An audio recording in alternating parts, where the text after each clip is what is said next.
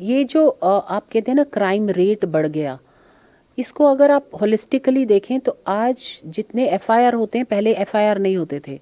हमें नहीं पता महिला जब तक बाहर निकलती नहीं है कि उसके ऊपर क्या टॉर्चर हो रहा है, या एफआईआर जब तक नहीं हुआ। आज महिला बोलने लगी है तो हमें लगता है कि क्राइम रेट बढ़ रहा है। We can't compare it from the past because पहले महिला आगे आते ही नहीं थी। तो पहला पॉजिटिव पॉइंट अगर इसमें देखें तो आज महिला अपनी बात कह सकती है और कंप्लेंट कर सकती है। ये एक पॉजिटिव चीज़ है और ये चेंज की तरफ पहला कदम है। और अगर क्राइम रेट बढ़ा है तो उसका एक बहुत बड़ी ये बात है कि आज एफआईआर ज़्यादा हो रही है, ज़्यादा कंप्लेनेंट्स आगे आ रहे हैं, इसलिए लगता है कि क्राइम रेट बढ़ा है।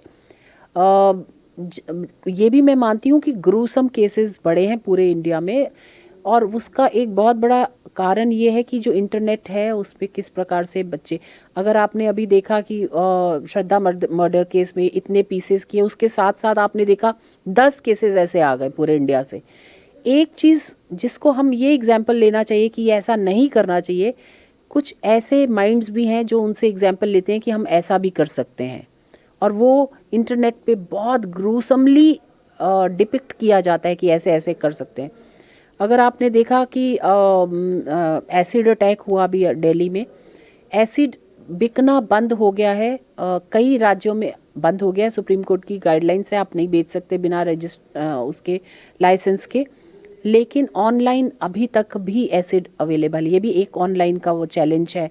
अभी हमने अमेज़ॉन और फ्लिपकार्ट को समन किया है कि आप कैसे बेच रहे हैं, जब हमारी गाइडलाइंस है और सुप्रीम कोर्ट कहता है कि नहीं बिक सकता ओपन मार्केट में, तो आप बिना चेक करे कैसे बेच सकते। तो ये एक नेगेटिव एस्पेक्ट बता रही हूँ, जहाँ हम डिजिटल एम्पावरमेंट की बात करते हैं और एनसीडब्ल्यू इसमें बहुत बड़ी रूप से एम्पावर कर रही है महिलाओं को, वहीं एक उसका एक नेगेटिव एस्पेक्ट भी है। नहीं नहीं, कोविड के बाद आंकड़े बढ़े हैं इन चीज़ों में। नेपाल और दूसरी कंट्रीज ने भी इंडिया को रूट बनाया हुआ है बाहर के देशों में पहुंचाने के लिए, लेकिन उसके साथ साथ जो पुलिस की मुस्तैदी है वो भी बड़ी है। जिस प्रकार पुलिस छापे मार के, किसी भी राज्य की बात करूं मैं, तो जिस प्रकार वो लोग रेस्क्यू कर रहे हैं वो भी बड़ा है। सरकार भी, गवर्नमेंट ऑफ इंडिया भी इसको बहुत सीरियसली ले रही है और इस पे एक नया एक्ट भी ला रही है। वो मेरे ख्याल नेक्स्ट पार्लियामेंट में इसको इंट्रोड्यूस किया जाएगा। देखो, कोविड के दौरान मैं भी मानती हूँ कि पहले से केसेस बढ़े हैं, लेकिन ये भी है कि जागरूकता ज़्यादा आई है।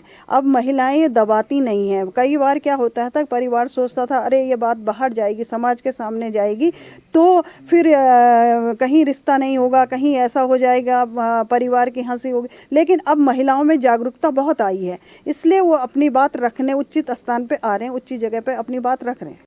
देखिए, मेरा दृष्टिकोण तो ये कहता है कि हमारे प्रदेश में हो या हमारे देश में हो, महिलाएं आधी आबादी का नेतृत्व करती हैं। और महिलाओं के प्रति चाहे वो अपराध बढ़ रहा हो घट रहा हो, मैं तो कहती हूँ कि महिलाओं के प्रति एक भी अपराध जो है स्वीकार्य योग्य नहीं है। एक भी अपराध है तो भी हम सरकारों को सबको विचार करना होगा, क्योंकि हम जीरो टॉलरेंस के साथ में काम करने वाले लोग हैं। और निश्चित रूप से एक भी अपराध का रिकॉर्ड में बने रहना अपने आप में अच्छी बात नहीं है। लेकिन मैं ये कह सकती हूँ कि ये जो हमारे पास में शिकायत दर शिकायतें जो हमारे पास में आ रही है, ये अपने आप में एक संदेश यह भी देता है कि अब महिलाएं अपने ऊपर हो रहे अपराध को सहन नहीं करती है। ये अपने ऊपर हो रहे अपराध को अब जो है वो यदि जग जाहिर होगा तो शर्मिंदा होंगी, समाज क्या कहेगा, इस चिंता से अब मुक्त हुई हैं और अपने अधिकारों के प्रति जागृत हुई हैं। ऐसा भी दृष्टिकोण से हम इसको देख सकते हैं। अधिक से अधिक महिलाओं ने, जिनके ऊपर भी जिस भी प्रकार का, जब वो इस स्तर पर पहुंच गई होंगी तभी वो जो है किसी एफआईआर के मुद्रा में पहुंची होंगी, तो उन्होंने अपने अधिकारों को पहचानते हुए अपने मामलों को दर्ज कराया है। यदि उत्तराखंड के दृष्टिकोण से बात करते हैं तो जहां जहां भी किसी भी प्रकार का कोई गहन अपराध हुआ है, वहां वहां यदि आप अपराधियों को पाएंगे तो वो समाज में खुलेआम नहीं घूम रहे होंगे, वह जेल की सलाखों के पीछे पीछे होंगे। यह उत्तराखंड की धामी जी की सरकार की जीरो टॉलरेंस की नीति का कार्य है, जो कि अपराधी आज जो है बाहर नहीं बल्कि जेल के सलाखों में है। देखिए, सिस्टम को और बेहतर करने में मैं समझती हूँ कि मुख्यमंत्री जी ने गौरा शक्ति ऐप अभी हाल ही में कुछ दिन पहले लॉन्च किया है।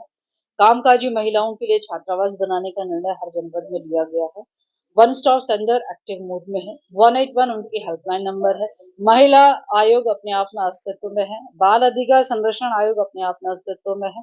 और मैं समझती हूँ कि जितने भी हमारे थाने हैं, वहां पर माननीय मुख्यमंत्री जी की ओर से, चाहे वो डीजीपी से कहा हो अथवा हर पुलिस विभाग के अधिकारियों को यह स्पष्ट निर्देश दिया है कि किसी भी प्रकार से, चाहे वो बालिग हो, नाबालिग हो, कामकाजी हो, महिलाओं का किसी प्रकार का उत्पीड़न की शिकायत आपके पास पहुंचती है, तो उस पर गंभीरता से एक्शन लेते हुए उसको परिणाम तक पहुंचाना, न्याय संगत कार्य करना, यह मैं समझती हूँ कि दामी जी की ओर से सबको सीधा सीधा दिशा निर्देश है, जिसका प्रतिफल ये है कि महिलाएं निर्भीक होकर अपने मामले दर्ज कराती हैं और निर्भीक होकर जो है वो न्याय भी प्राप्त करती हैं।